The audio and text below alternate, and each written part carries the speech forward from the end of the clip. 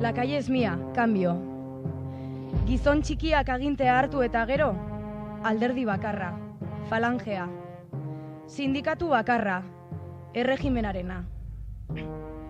Ukatu da biltzeko eta manifestaziorako eskubidea. Aliatuek egin diote aurre gizon txikiari. Guztion buruan, esperantza indar. Itxaropen izpi oro itzali ditu Nazio Batuen erakundeak, 1955ean Espainiak kidetzat onartzean. Indarrik ez da falta, ordea. Gizon txikia hilurren, langileak tabernetan hasi dira elkartzen. Edaten, baina ez soilik. Hizketan, baina ez soilik.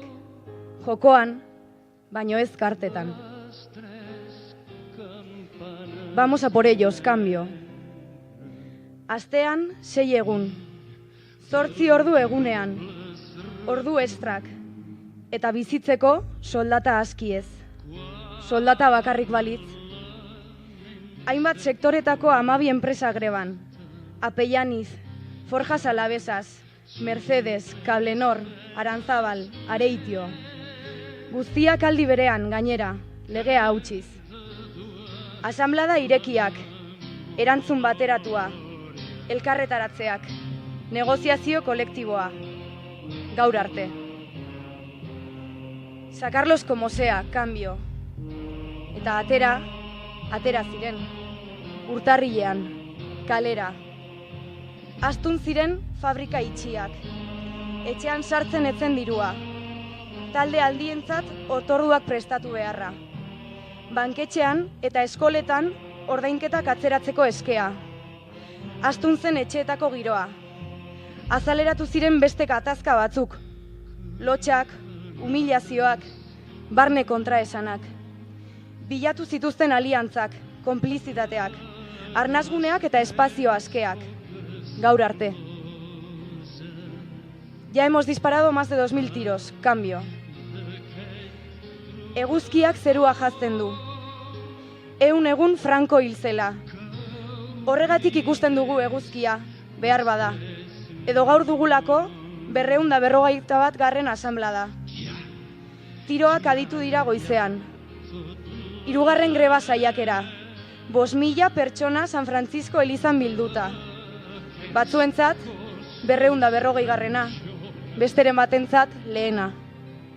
Kezka, nekea, grina eta kontzientzia. Izerdiarekin nahasian. Egun eguzkitsua baita. Eta 5.000 pertsona inoizko elizarik jendetsuenean. Aquí ha habido una masacre, cambio. 5 hildako, 900 zauritutik gora, 3 hildako elkartasun protestetan, 2 hitz gorri bat lurrean, 2 atxilotuak. Eta, bestaldean, 0 auzipetu. Zauri ireki bat, gaur arte. Sedizioa. Sedizioa da estatuaren segurtasunaren kontra atentatu egitea. Nori nork? Buen servicio, cambio. Erresistentzia kutsak, zaintza lanak, aurpegia ematea, sareak ehuntzea, borroka isil ugari eta baita zaratatsuago batzuk ere. Gehienetan, aitortzarik gabeak. Erizainak, sukaldariak, harri jaurtitzaileak, zaurituak, zaintzaileak, kafe egileak, ate zabaltzaileak. Langileak denak.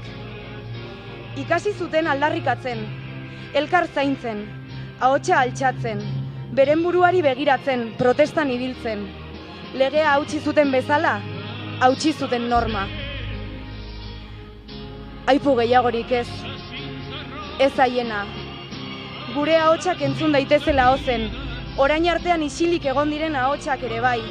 Eman diezaiegun txanda beste narratiba horiei. Cambio y corto, hizketan hasteko berriz.